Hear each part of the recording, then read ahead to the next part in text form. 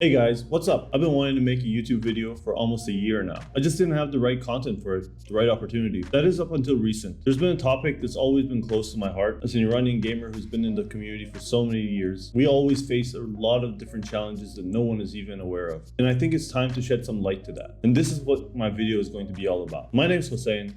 My dog over there, his name is Leo. We're going to be making our first YouTube video all about the problems and challenges us Iranians face on a daily basis just because we're Iranian. Just a little disclaimer, this is my first video. There's going to be a lot of cuts, a lot of bumps, and I'm going to be reading off a script. So stick around, hope you like it, share it. Thank you.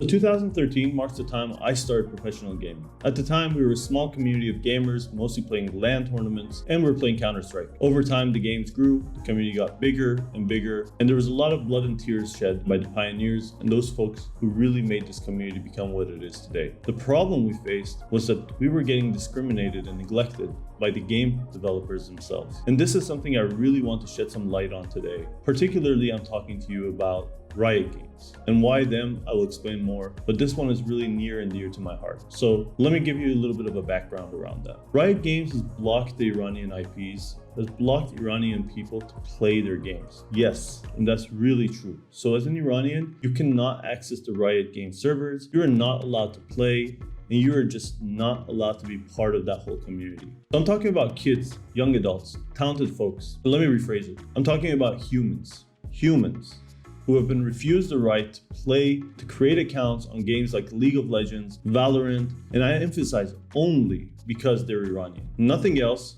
just because they're Iranian. They have been refused the right to create accounts to be able to play in these games. And Riot has no problem with that. And I do. I have a big problem with it. And so should you. These people haven't done anything wrong. These people are not political figures. These people are just normal human beings like everyone else. They love the same music. They love the same movies. They love everything that's the same with everyone else around the world. However, Riot has chosen to close its doors on them, has chosen to block them out, and they are not welcome. This is a problem. And if this isn't the exact definition of discrimination, then I don't know what is. And for a company that says, and I quote them from Twitter, and let me quote them right here, "We believe hate, violence, and discrimination have no place in our world, and we must end this cycle of injustice." Yes, Riot Games says this. You're not ending it. You're empowering it.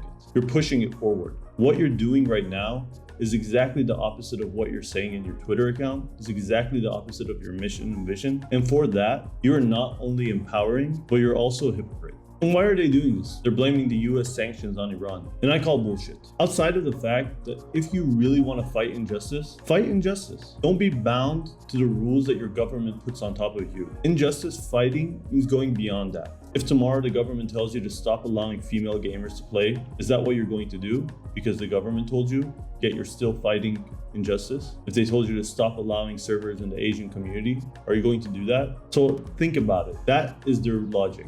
That is the reason that they're not allowing Iranian players to play. And that's wrong. On the other hand, look at Blizzard.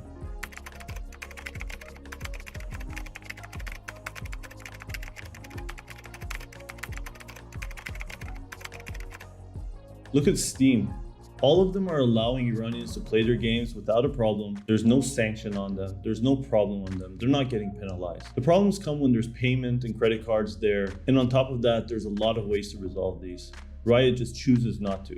They just go the cowardly way out. That's by closing out access to Iranians and not even letting them know why. Let me give you a story about GitHub. GitHub was forced to shut down all of the projects that Iranians were using on their systems. This caused a lot of issues for Iranians at the time. Nat Friedman, the CEO of GitHub, came to Twitter and promised that he's going to find a solution for this. And he did. In January 2021, he announced that GitHub was able to get an exemption and allow Iranians to participate and continue to use GitHub. And I mentioned GitHub is a place where it's a repository of a lot of development and anything can be done in there. Do you think if Riot really wanted to, they could not have done the same for Iranians? They just choose not to. So the only way that Iranians are actually allowed to play right now is using VPN. Crazy enough, they have to act as if they're from another country. This creates a lot of lag, ping issues, creates opportunities for people to scream at them, yell at them, make fun of them, whatever. And then recently, a friend of mine, he opened up a ticket with Riot asking to change his region. and for some reason he put the word Iran inside that text. The response came back that we've closed your account because you're not supposed to be even playing or using our systems as an Iranian. This is actually a true story, and they closed his account. And this is a problem. For over a year, I've been trying to contact Riot to get simple answers. Just simple answers. No one responds. I've been trying to contact them through Twitter. I've sent out over 100 plus tweets to people within Riot, people within the Valorant team, developers, project managers. I mean, I've contacted a lady who's half Iranian, project manager, outspoken everywhere you can think about. She blocked me. This is real. They do not respond. They just neglect you completely. There's no remorse. They don't show any compassion. None of that. There's no sympathy. And it's really, really disturbing. And while this happens, you see that they ride waves. They ride waves when it becomes big enough. When it comes to the Saudi agreement, suddenly it became a big wave, and then all the employees of Riot start acting as if they care. When it comes to the Asian problems, they do the same thing. Asian Americans. And it feels like we need to create a wave big enough. We need to create a tsunami. That they do care. That they no longer can just say, forget it. Or let me just neglect it. Or let me just press the block button. This is not our problem.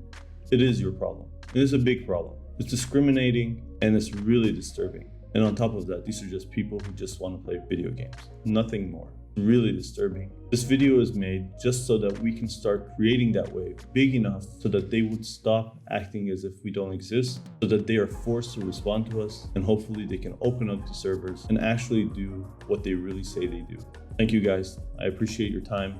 I hope this video can help shed some light on what the problem is for Iranian gamers. A reality, it's not just for Iranians, it's for Syrians. I know it's for other countries as well. And I hope that Riot does the right thing and we can all together push them to do it. Thank you.